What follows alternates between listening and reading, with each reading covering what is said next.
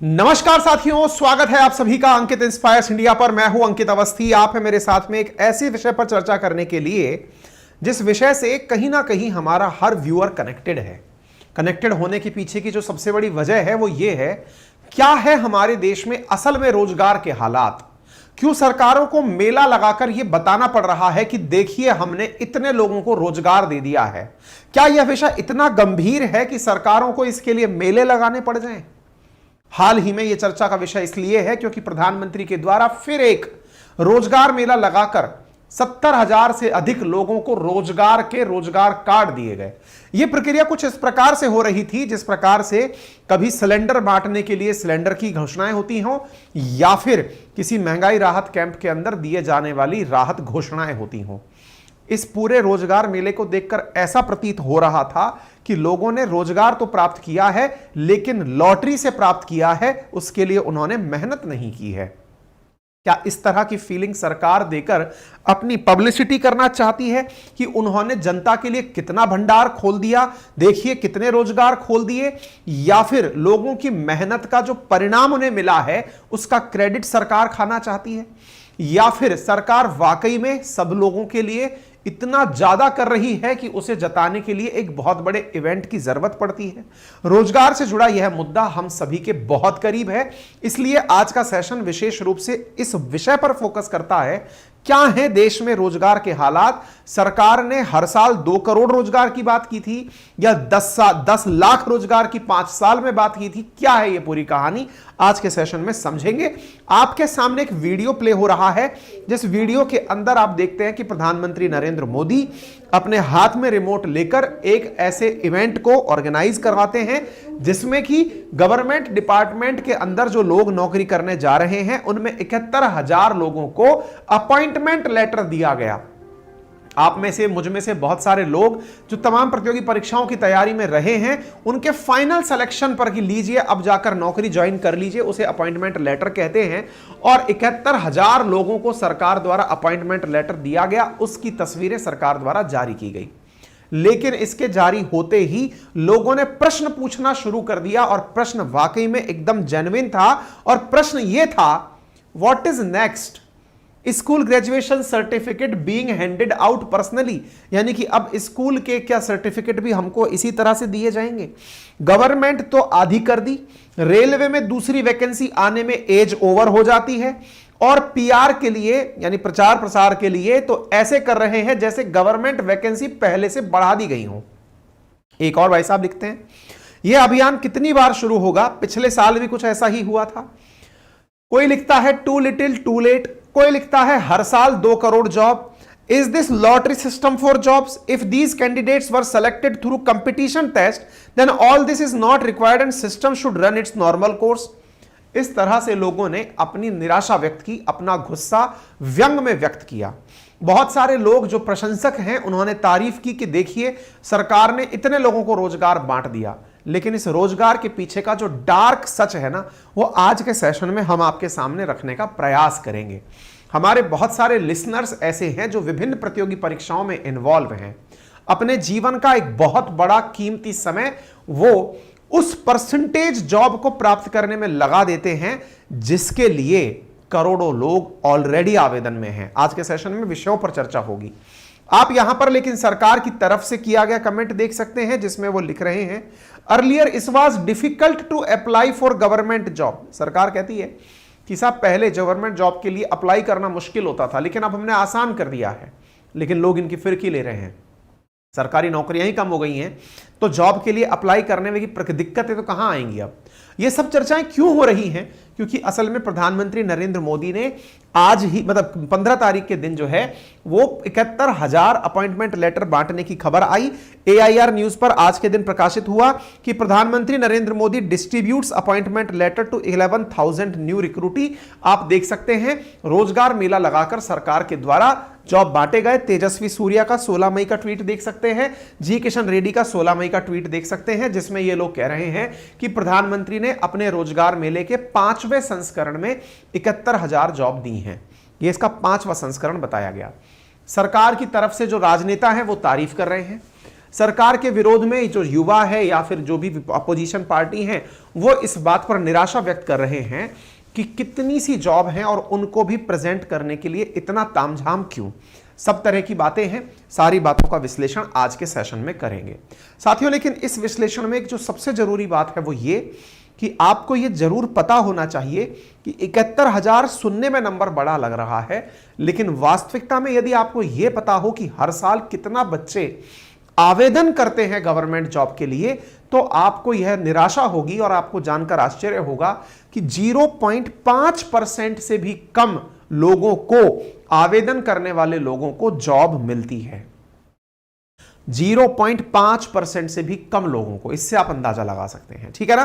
तो आज के सेशन में सारी बातें की जाएंगी। चूंकि कांग्रेस इस बात को लेकर के बड़ी हमलावर है और उन्होंने इसी विषय पर ट्वीट करते हुए लिखा कि सालाना 2 करोड़ की नौकरियां देने का वादा करने वाले मोदी जी ने 9 साल में अब तक 18 करोड़ युवाओं के सपने चकनाचूर कर दिए हैं।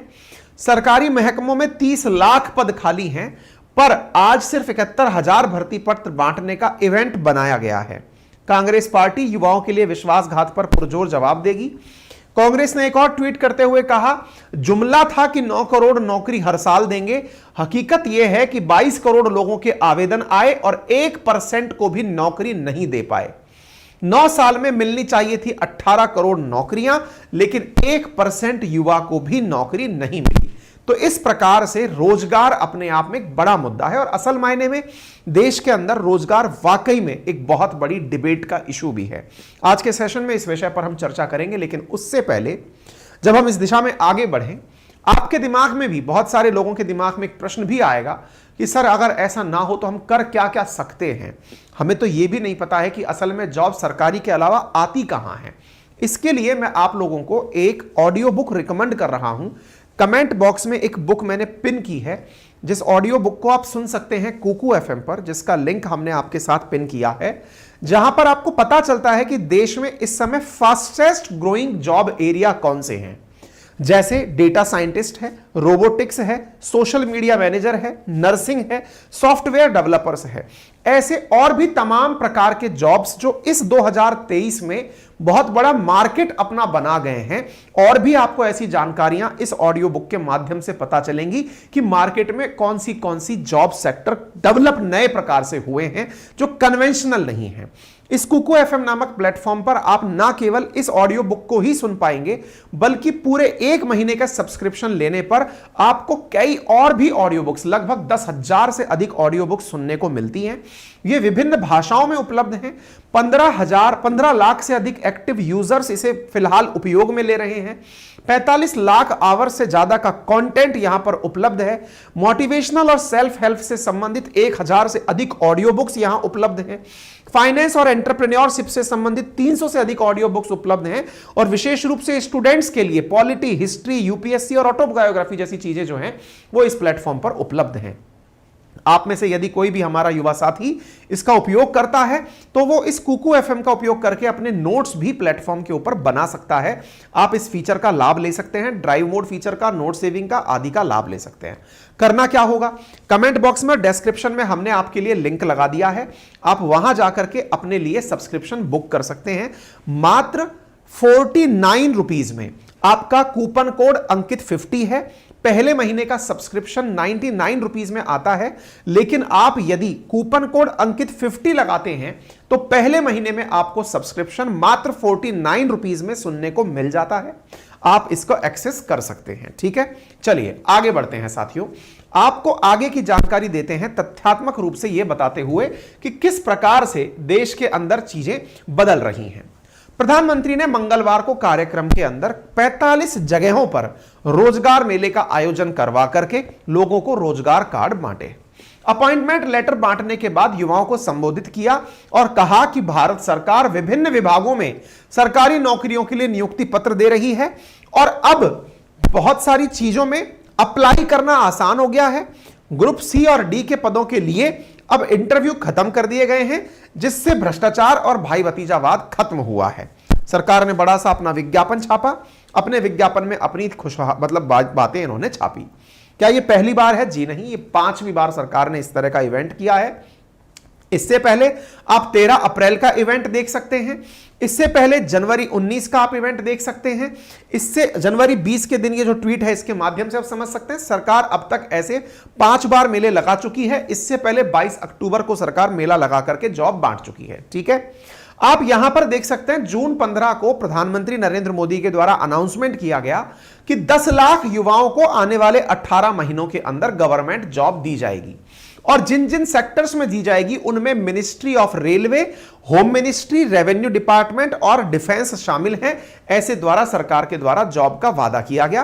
प्रधानमंत्री ने अगले 1.5 साल में 10 लाख नौकरियों का वादा किया था, जिन्हें वो हर महीने या हर दूसरे महीने वादे के अनुसार जॉब पत्र वितरित करके नौकरी देते जा रहे हैं।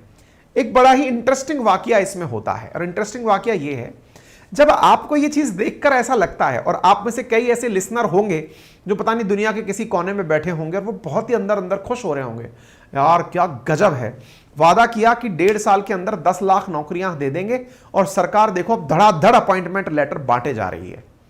लेकिन जो विद्यार्थी परीक्षाएं दे रहा है ना, उसे सच्चाई पता है, उसे पता है कि पूरे के पूरे इतने सालों का जो इंतजार है, रेलवे के विद्यार्थी 18-19 से वैकेंसीज में इन्वॉल्व विद्यार्थी जो लंबे समय से इन्वॉल्व हैं, वो अभी तक रोजगार में नियुक्ति पाने का इंतजार कर रहे हैं और उनकी नियुक्ति को आप एक इवेंट बनाकर दे देते हैं। या ये मानकर चलिए कि पूरे 5 साल के कार्यकाल के अंदर जिन लोगों ने विभिन्न परीक्षाएं दी थी, उन्हें आपके 5वें साल पूरे होने के अवसर पर आप एक मेला आयोजित करते हैं और 5 साल से बेरोजगार बैठे युवा को आप उठा करके नौकरी पकड़ा देते हैं। कुछ इस तरह का इवेंट आयोजित किया जा रहा है। ये कोई लॉटरी सिस्टम से मिलने वाली नौकरियां नहीं है, बच्चों ने इनमें परीक्षाएं दी हैं, परीक्षाओं के बाद में वो इंटरव्यू क्वालिफाई किए हैं, करने के बाद में फाइनल मेरिट लिस्ट में जब वो पहुंच गए हैं, तब से वो इंतजार कर रहे हैं कि अब हमें अपॉइंटमेंट लेटर मिलेगा, जो कि सामान्यतया सिलेक्शन के साथ ही मिल जाना चाहिए। उस प्रक्रिया को सेरेमोनियल तरीके से दर्शाने का प्रयास किया जा रहा है। तो जो सिलेक्टेड युवा है उसमें इस बात की खुशी कम, गम ज्यादा है, क्योंकि उसे इस दिन के लिए इंतजार करना पड़ा, इलेक्शन ईयर आने तक का इंतजार करना पड़ा। वो परीक्षा दिए कब से बैठा हुआ है और अभी भी लाखों युवा परीक्षा पास करके इंतजार में बैठे हुए हैं कि उनका नंबर भी आएगा, उन्हें भी इस तरह का अपॉइंटमेंट लेटर देकर के उनके जो पास किए हुए एग्जाम हैं उनके बदौलत उन्हें रोजगार मिल जाएगा। लेकिन जब इस तरह की चीजें देखते हैं तो बहुत सारे युवा जो इस समय कॉलेज में है, स्कूलों में है या फिर अभी कंपटीशन में उतरे ही नहीं है, उन्हें बड़ी पॉजिटिव सी फीलिंग आती है। उन्हें लगता है क्या गजब चल रहा है, सरकार नौकरियां मेले लगाकर दे रही है। ये तो ऐसे लग रहा है जैसे पहले बेरोजगारी मेले लगा करते थे, एम्प्लॉयमेंट डिपार्टमेंट के द्वारा लगाए जाते हैं। उनमें लोगों से कहा जाता है कि अगर आप ग्रेजुएट हैं, आप आए, आपके लायक कोई कंपनी अगर जॉब देना चाहेगी तो आपको ऑन द स्पॉट दे देगी। फीलिंग ऐसी आ रही है, लेकिन बैकग्राउंड में ना जाने कितने बच्चों ने कितनी रातें मेहनत करके परीक्षाएं पास करके इन्हें पाया है और सरकार उन्हें, हाँ अब इसमें कुछ लोग सकारात्मकता ये जरूर ढूंढ लेंगे, सर लेकिन फाइनली देखो अपॉइंटमेंट लेटर मिल तो गया, इस बात से खुशी बहुत है।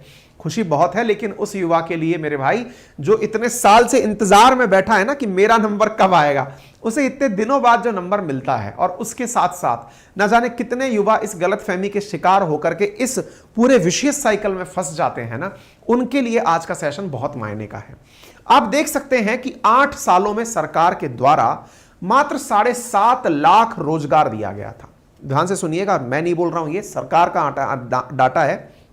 मानसून सत्र के अंदर सरकार के द्वारा खुद यह रिपोर्ट देते हुए कहा गया कि हमने 8 साल में 7.5 लाख 7.22 लाख युवाओं को नौकरी दी है। अब आप सोचिए 8 साल में 7.22 लाख और यहां पर ट्वीट क्या लिखा हुआ है, 1.5 साल में 10 लाख, यानी कुल मिलाकर अगर 9.5 साल का रिकॉर्ड पत्र ले लिया जाए तो कुल युवाओं को जो नौकरी मिली, मान लो कि ये 10 लाख भी पूरे हो जाते हैं तो 10 लाख ये और 7.5 लाख ये, यानी कि 17.5 लाख लोगों को कितने सालों के अंदर नौकरी मिली, 17 लाख लोगों को नौकरी मिली पूरे 10 साल के अंदर। आपको पता है हर साल हमारे कितने बेरोजगार युवा संख्या में बढ़ते जा रहे हैं। हमारी लेबर फोर्स में बेरोजगारी की दर कितनी है, 3.5 करोड़ से लेकर 5 करोड़ युवा हमारी बेरोजगारी के अंदर आते हैं हर साल। 3.5 करोड़ से 5 करोड़ युवा एनी टाइम बेरोजगार है। उन प्रत्येक साल के बेरोजगारों में से आपको 17 लाख लोगों को 10 साल में जाकर नौकरी मिली है। मैं प्रत्येक साल के कंपैरिजन में बात कर रहा हूं। अगर 20 लाख डिवाइडेड बाई 10 कर दिया जाए तो संख्या निकल कर आती है 2 लाख जॉब प्रति वर्ष। सरकार ने 2 लाख जॉब दी, कितने लोगों में से? 3 करोड़ लोगों में से। परसेंटेज 0 में से पॉइंट लगाकर फिर निकल कर आता है। इससे आप अंदाजा लगा सकते हैं।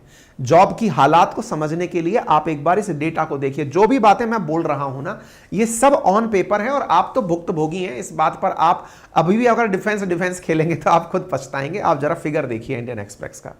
2014-15 में आवेदन किया था 2,32,22,083 लोगों ने, जिनमें से 1,30,000 लोगों को ही जॉब मिला था। ऐसे ही 2,95,00,000 लोगों ने अप्लाई किया 15-16 के अंदर, जॉब मिला 1,11,000 लोगों को। 2,28,99,000 लोगों ने अप्लाई किया 16-17 में, जॉब मिला 1 लाख लोगों को। ऐसे 17-18 में 3,94,00,000 लोगों ने अप्लाई किया, 17-18 के अंदर जॉब मिला 0.19% लोगों को। 18-19 में तो हदें ही पार हो गई। रेलवे जैसे वैकेंसी में लाख पदों की बात निकल कर आई, 5 करोड़ लोगों ने आवेदन किया और जब जॉब मिला मात्र 38,000 लोगों को। 0.07% लोगों को ही रोजगार मिला। ये जो आप नंबर देख रहे हैं ना, ये नंबर अपने आप में यह दर्शाता है कि युवाओं की हालत रोजगार के मामले में कितनी खराब है। 22 करोड़ युवा टोटल एप्लीकेशन दिए 2014 से 22 के बीच में और रोजगार मिला 7,22,311 लोगों को। यह इंडियन एक्सप्रेस की खबर है, मेरी रिसर्च नहीं है, अखबारों की खबर है, अखबारों में छपी हुई ओरिजिनल डेटा है जिसे आप यहां पर देख सकते हैं। रोजगार के हालात आपके सामने हैं। ये असल में आप ही के हालात हैं जो पब्लिकली यहां पर दिखाए जा रहे हैं। आपको पता है इन नंबर्स में कहीं आपका नंबर भी है, कहीं आप भी हैं इनमें। नजरें कहां हैं आपकी? इनमें। आपकी नजरें कहां पर हैं कि मेरा नंबर यहां पर आएगा, 1% से भी कम में मेरा नंबर आएगा। मुसीबत यह नहीं है, मुसीबत सबसे बड़ी पता है क्या है? जो 100 लोग तैयारी में है ना, उसमें से एक व्यक्ति भी नहीं, उसका भी 1/3 हिस्से को नौकरी मिल रही है। 1000 में से 33 लोगों को नौकरी मिल रही है, आप यूं समझिए। अगर ये हालात हैं तो जो बाकी बचे हुए लोग हैं ना, जो अपने पूरे जीवन में जब से वो 18 साल के होते हैं, ग्रेजुएशन के बाद ग्रेजुएशन में एंट्री करते हैं और पूरे 30 साल तक जब हो जाते हैं, लगभग 10 से 12 साल उनका कंपटीशन की तैयारी में ही बीतता है। और वो फाइनली इसमें आते हैं नहीं आते हैं, ये बात तो आप ऐसे लगा लीजिए कि 100 में से 99.6% युवा ऐसा है जो सरकारी नौकरी नहीं पाता। जब वो सरकारी नौकरी नहीं पाता तो उसके जीवन में नौकरी ना पाने की जो दर्द और पीड़ा होती है ना, वो उस व्यक्ति को किसी और कार्य के अंदर भी मन नहीं लगाने देती। होता यह है कि जो इस मोर्चे में फेल मार जाता है, वो व्यक्ति इससे फेल होने के बाद अपने बाकी बचे जीवन को 30 साल से आगे, अगर औसत साल हम 60 भी मान लें कि कोई व्यक्ति 60 साल तक एक्टिवली वर्क करता है, तो वो ये बाकी बचे हुए जो 30 साल हैं, वो इन बाकी बचे 30 साल को गहरी निराशा में बिताता है। इनमें भी बहुत सारे युवा वो हैं जिन्होंने अपने एग्जाम के क्राइटेरिया या टारगेट में यूपीएससी, स्टेट पीएससी जैसे एग्जाम्स को रखा होता है।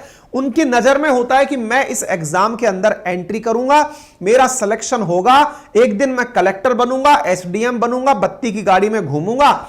वो इस सपने में इतना बेरोजगार हो जाता है, इतना मानसिक रूप से त्रस्त हो जाता है कि वो 30 से 60 साल की उम्र में घोर घनघोर निराशा में अपना समय व्यतीत करता है। उसे हर चीज में केवल हार नजर आती है। उसने इस प्रक्रिया को जीतने का तरीका ही नहीं सोचा। मेरे प्यारे साथियों, यह बहुत बड़ा विशियस साइकिल है। इसमें आपको हार कर नहीं, जीत कर जाना है। और वो जीत कर कैसे जाना है वो पहले मुझसे सुन लो, उसके बाद आपके मन में आए जो कर लेना। अगर बाई चांस मेरी बात किसी के दिमाग में बैठ जाए तो साथियों, आप में से बहुत सारे मेरे मित्र ऐसे हैं जिन्होंने अपने आप के लिए गवर्नमेंट जॉब में मौका देना अपना जन्मसिद्ध अधिकार समझा है, क्योंकि उनके परिवारजन उनके पीछे पड़े हैं कि बेटा नहीं, तुम्हें एक बार सरकारी नौकर तो बनना ही है। अगर तुम नहीं बन पाए तो हम तुम्हें काबिल व्यक्ति नहीं समझेंगे। यदि आपको लगता है कि आपको ऐसे रिश्तेदार, ऐसे घर वालों के लिए ही कुछ करना है, तो मैं आपको एक ट्रिक दे रहा हूं, अप्लाई करके देख लीजिएगा। अगर बैठता है तो बढ़िया है, अदरवाइज आपका जीवन आपके हाथ में है। क्या ट्रिक है, क्या तरीका है, सोचिएगा। सबसे पहले आप जिस भी एग्जाम को टारगेट कर रहे हैं, आप ग्रेजुएशन में जब एंट्री कर रहे हैं, उस समय अपने आप से एक प्रश्न पूछिएगा कि क्या मैं अपने आने वाले समय में जब मैं ग्रेजुएट होऊंगा उस समय किस एग्जाम की तैयारी करूंगा। नंबर 1, क्या मैं यूपीएससी की तैयारी करूंगा? इसकी तैयारी के फायदे क्या हैं? सीटें कम जरूर हैं लेकिन हर साल एग्जाम होता है। भारत में हर साल एग्जाम हो जाए यह अपने आप में बहुत बड़ी उपलब्धि है। ऐसा क्यों कह रहा हूं मैं? इसलिए कह रहा हूं क्योंकि स्टेट पीएससी के जो हालात हैं वो तो साहब बहुत ही बुरे हैं। कैसे? 2.5 3 साल तक तो परीक्षाएं ही नहीं होती हैं।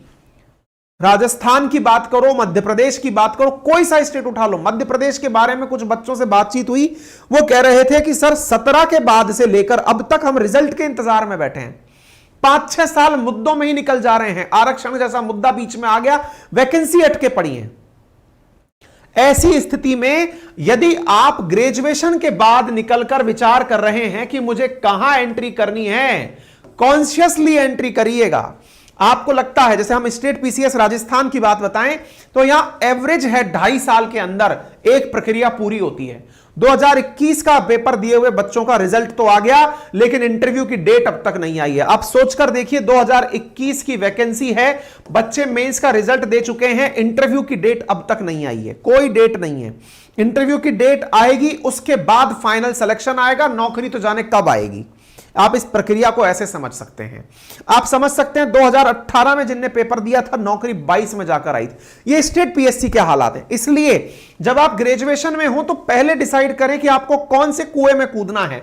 यूपीएससी में कूदना है, स्टेट पीएससी में कूदना है, एसएससी में कूदना है जहां के हालात भी कुछ ज्यादा अच्छे नहीं है, रेलवे में कूदना है, आपको खुद से सोचना है, या फिर आपको जो गवर्नमेंट सेक्टर देने वाले जॉब हैं उनमें डिफेंस में कूदना है जहां अग्निवीर लग चुकी है, एनडीए सीडीएस में घुसना है जहां आपको कुछ और ऑप्शन दिखाई देते हैं। ये कुछ ऐसे ऑप्शंस हैं, या फिर टीचर के अंदर घुसना है। ये आपके पास में कुछ सरकारी टीचर जैसे ऑप्शन है। आप पहले डिसाइड करिएगा, अगर आपको जॉब चाहिए, पहला स्टेप यहीं से शुरू होता है कि आप अपने आप को कितना साल देना चाहते हैं। आपको यह नहीं होना चाहिए कि मुझे तो पता ही नहीं था कि इस प्रक्रिया में कितना टाइम लगता है। आप महामूर्ख श्रेणी में डाले जाएंगे। अगर आपको पता है कि इस प्रक्रिया में कितना टाइम लगता है तो ही एंट्री करिएगा, अदरवाइज नहीं। पहले अपने एग्जाम्स के अंदर अपने आप को जांच लीजिएगा कि यह कितना समय लेती है। पुराने लोगों से पूछ लेना, प्रक्रिया का मालूम कर लेना। प्रक्रिया मालूम चल गई आपको, आपने खुद से अपने लिए समय निकाल लिया कि सर मैं कंपटीशन में 3 से 4 साल तो देना चाहता ही हूं।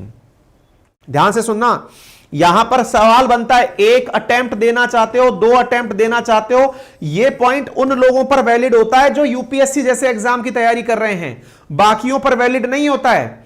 यूपीएससी में तो 1 या 2 अटेम्प्ट का मतलब भी होता है, क्योंकि हर साल परीक्षा होती है, तो 1-2 अटेम्प्ट की कहानी समझ में आती है। इन एग्जाम्स का क्या, रेलवे जैसे एग्जाम्स का क्या, बच्चा 18-19 से लगा हुआ है, रिजल्ट का अभी तक कोई अता पता नहीं है, कोई नौकरी का अता पता नहीं है।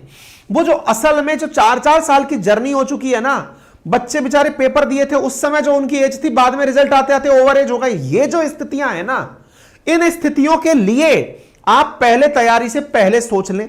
एक तरीका तो ये हो गया, सर मेरा तो निकल गया, अब तो मैं प्रोसेस में हूं, अब बताओ मेरा क्या होगा। तो आप लोग अभी भी अपना एग्जिट प्लान बना लीजिए। अदरवाइज जो जीवन निराशा में बीतता है ना, उससे बचने का इलाज बहुत कम लोगों के पास है। सबसे इंपॉर्टेंट क्या है, आप इस प्रक्रिया में कूद चुके हैं। पहले तो समझदार लोग यही सोच लें कि मुझे कितना साल देना है। अगर आप सोच रहे हो कि मैं केवल सरकारी नौकरी को 2 ही साल दूंगा तैयारी करने के, तो आपके पास में ऑप्शन में केवल यूपीएससी बचता है या डिफेंस सर्विसेज बचते हैं जहां परीक्षाएं हर साल हो रही हैं। अदरवाइज आपके पास कोई ऑप्शन नहीं है। सब देर से चल रही है, कोई लॉजिक नहीं है। तो पहले तो आप अपने आप को यहां संभाल लीजिएगा, समय कितना है आपके पास। दूसरा, टाइम लेकर उतरना है। इतने समय तक ही तैयारी करूंगा, उसके अलावा नहीं करूंगा। होता है तो बढ़िया, नहीं होता है तो बढ़िया। नंबर 1। दूसरा, अगर एंट्री कर चुके हैं तो अपने आप को कह दीजिए कि मैं केवल 2 ही अटेम्प्ट दूंगा या 1 ही अटेम्प्ट दूंगा। अपने आप को विजेता बनाइए इस संघर्ष को भी जीतने मत दीजिए अपने आप से। अपने आप को विजेता बनाइए। विचार करिए कि मेरे को जीतना है, मैं अपने आप को केवल 2 अटेम्प्ट दूंगा। यह विचार करके अगर आप उतर रहे हैं 2 अटेम्प्ट में होता है ठीक है, नहीं होता है कोई नहीं, मैं कोई और धंधा कर लूंगा, मैं अब इसमें समय नहीं खर्च करूंगा, यह विचार अगर होगा तो विजेता आप होंगे, परीक्षा नहीं। आपकी हार और जीत निर्धारित नहीं करेगी, डिसीजन आपके हैं, इसलिए आप अपनी नजर में इज्जतदार तरीके से जिंदगी जिएंगे। अपने आप को समय दे लीजिए। अगर स्टेट पीएससी वगैरह में उतरे, सर 1 या 2 अटेम्प्ट बहुत है, सर नहीं हुआ कोई नहीं, अपना धंधा कर लेंगे, सर दूध भैंस चरा लेंगे, कुछ भी नहीं मिला ना, घर वालों की मदद कर लेंगे धंधे में, कोई दिक्कत नहीं है, लेकिन समय बर्बाद नहीं करूंगा, बाकी बची जिंदगी निराशा में व्यक्त नहीं करूंगा। ये 2 अटेम्प्ट का स्टैम्प है। मतलब यह है कि आप अपनी परीक्षा से खुद अपने आप को पहले समय दीजिए कि मुझे कितना समय देना है। इसके बाद में आप कहते हैं सर मैं तो इन सब में फेल हो लिया, 2 अटेम्प्ट क्या, मेरी तो जीवन ही चला गया, 10 साल निकल गए, अब क्या करूं। तो भी अगर आपका समय निकल गया, इस इंतजार में अब समय मत बिताइए कि मेरा अब भला हो जाएगा। वो जो 2-4 जोश वाले वीडियो आते हैं ना, जो आप में जोश भर देते हैं कि मैं इतने साल तक अटेम्प्ट दिया, फिर फाइनली मेरा सिलेक्शन हो गया, अब सब अंत भला तो सब भला, मैं 6 साल तक तैयारी करता रहा, मेरा अब भला हो गया, ऐसे वीडियोस को मत देखा करिए। ये मिलियंस में से एकाध लोग होते हैं, लेकिन मिलियंस लोगों की जिंदगी बर्बाद कर जाते हैं। वो जो नंबर ऑफ व्यूज आते हैं ना नीचे, मेरे 6 अटेम्प्ट, 6 साल के निराधार में निरंतर प्रयास होने के बाद फाइनली सेलेक्ट हुआ, 39 परीक्षाओं में फेल होने के बाद सेलेक्ट हुआ। अरे भाई तू इन वीडियो को मत डाल, इनके चक्कर में ना जाने कितने युवा अपना जीवन बर्बाद कर रहे हैं, क्योंकि उन्हें भी लगता है उनके साथ भी एक दिन ऐसा ही चमत्कार होगा। यार आप इन चक्करों में ना पड़े, मैं आपसे गुजारिश करता हूं। अगर आपको लगता है, बाकी मर्जी आपकी हिसाब, वही वाली बात है ना कि घर वाले तो कह ही सकते हैं कि बेटा यहां गड्ढा है, आपको कूदना है तो आप जाकर कूदिए, नंबर 1। दूसरी बात, फिर भी सर अब ये नहीं है तो और क्या है। देखिए देश में ना इतनी जॉब अपॉर्चुनिटीज एनी टाइम आपके सामने अन्य क्षेत्रों में पैदा की जा सकती हैं। मैं कोई नेता तो हूं नहीं, कोई सरकार का आदमी तो हूं नहीं कि सरकारी प्रचार प्रसार में आ गया कि हाँ साहब ये नौकरी ले लो, ये ले लो। फिर भी आप अपने इन क्षेत्रों के अलावा आपको लगता है ना कि कोई आपकी नजर में छोटा मोटा भी धंधा है जिसमें आप 2-4 लोगों का काम भी चला सकते हो ना, उस धंधे में एंट्री कर जाओ भाई। जैसे भी संभव हो एंटरप्रेन्योर बन जाओ। हालांकि देश में वो जो स्टार्टअप शब्द चल रहा था ना, वो उसका भी बहुत बुरा समय चल रहा है इस समय, बहुत ज्यादा बुरा स्टार्टअप्स का भी समय चल रहा है, फंडिंग नहीं मिल रही है। वो ऑनलाइन के समय पे मिल गई थी नेट कोरोना के कारण, लेकिन अब सब पिट रहे हैं। तो स्टार्टअप एंटरप्रेन्योर वगैरह बनना वो आपकी सेकेंडरी थॉट हो सकती है, लेकिन सबसे पहले ना रोजगार पर फोकस करिए। ज्यादा ज्ञान तो नहीं, लेकिन तथ्यों के साथ आगे बढ़ते हैं। आइए स्थिति देख ली आप लोगों ने क्या है, अब समझ लो एम्प्लॉयमेंट कितना प्रकार का होता है। देश में 2 प्रकार की स्थितियों पर चर्चा की जाती है। कौन कौन सी? एक एम्प्लॉयमेंट की स्थिति और एक फुल एम्प्लॉयमेंट। एम्प्लॉयमेंट क्या है? आप जब रोजगार करना चाहते हो, आपको रोजगार मिल जाए, ये एम्प्लॉयमेंट है। देश में 2 प्रकार का एम्प्लॉयमेंट चलता है, प्राइवेट और पब्लिक, सरकारी और प्राइवेट। अनएम्प्लॉयमेंट क्या है? जब कोई व्यक्ति रोजगार पर जाना चाहता हो लेकिन उसे काम करने के लिए जगह ना मिले, वो अनएम्प्लॉयमेंट कहलाता है। अनएम्प्लॉयमेंट देश में कई प्रकार का है, लेकिन उनमें से प्रमुख है फ्रिक्शनल, स्ट्रक्चरल, सीजनल और साइक्लिक। फ्रिक्शनल का मतलब क्या होता है? जब पीपल अपना जॉब चेंज करते हैं, उन्हें उस दौरान जो जॉब के अंदर बेरोजगारी मिलती है। स्ट्रक्चरल क्या होता है? कुछ कंपनियों में कुछ टेक्नोलॉजी आ जाने से, जैसे मान लीजिए जैसे ही लैपटॉप का समय आया, टाइपराइटर्स का काम चला गया, वो बेरोजगार होगा, ये स्ट्रक्चरल है। सीजनल, गन्ने का जूस निकालने वाला सर्दियों में बेरोजगार। साइक्लिक अनएम्प्लॉयमेंट, कृषि करने वाले लोग, जब खेती का काम होता है तब खूब काम होता है, नहीं मिला तो कुछ काम नहीं मिला, उस तरह का अनएम्प्लॉयमेंट, साइक्लिकल। ठीक है ना। अनएम्प्लॉयमेंट के कारण क्या क्या है? सबसे पहला कारण है तो बहुत ज्यादा पॉपुलेशन का होना, दूसरा एम्प्लॉयमेंट अपॉर्चुनिटीज का कम होना, तीसरा सीजनल अनएम्प्लॉयमेंट का होना, काम है तब काम है, नहीं है तब नहीं है। ऐसे ही जॉइंट फैमिली सिस्टम का होना, हम सब संयुक्त रूप से रहते हैं, सोचते हैं 2 लोग कमा लेंगे बाकी लोग खा लेंगे। इसके साथ साथ स्टूडेंट इंडिया की यूनिवर्सिटी से जो निकल रहे हैं ना, वो बहुत ही लेस प्रोडक्टिव लोग हैं जो बाहर आ रहे हैं। साथ में इंडस्ट्रीज का जो डेवलपमेंट है वो बहुत स्लो चल रहा है, साथ में इनसफिशिएंट रेट चल रही है इकोनॉमिक प्रोग्रेस की। ये सारे वो कारण हैं जिनके चलते हुए अनएम्प्लॉयमेंट बढ़ता जा रहा है। ठीक है ना। ये सारे कारण इंडिया में अनएम्प्लॉयमेंट रेट को आप देखें अगर, तो फरवरी 2023 में 7.45% थी। इसका मतलब हुआ कि अगर देखा जाए तो जितने लोग रोजगार चाहने गए थे, उनमें से इतने लोगों को रोजगार नहीं मिला था। देश में नंबर बताया जाए तो 33 मिलियन सालाना अनएम्प्लॉयमेंट रेट है इंडिया के अंदर। आप ये खबर देख रहे हैं इंडिया टाइम्स की। देश के अंदर अगर अर्बन और रूरल अनएम्प्लॉयमेंट की बात करी जाए तो इतने प्रतिशत युवा हमारा अनएम्प्लॉयड रह जाता है। इधर शहर में 35% और गांवों में 38% तक युवा अनएम्प्लॉयड रह जाता है। मंथली अनएम्प्लॉयमेंट रेट के अंदर बात करें तो 7.8% की हमारी अनएम्प्लॉयमेंट रेट चल रही है। लगभग 5 करोड़ सालाना युवा बेरोजगार घूम रहा है। काम करने वाले लोगों की संख्या जहां 43 करोड़ है, वहां पर जिनको रोजगार नहीं मिला वो 5 करोड़ लोग हैं जिन्हें 2022 नवंबर में रोजगार नहीं मिला। ये अनएम्प्लॉयमेंट की स्थिति है। अगर उम्र के हिसाब से बात की जाए तो देश में 15 से लेकर 19 साल के बीच में जो युवा बेरोजगार है उसका 53% संख्या युवा बेरोजगार है। 20 से 24 के बीच में 44.9% युवा बेरोजगार है। 25 से 29 के बीच का 12.9% युवा बेरोजगार है। तय करने के लिए क्या किया जाता है, तो एक सर्वे करने वाली एजेंसी होती है जिसका नाम centre for monitoring India economy है।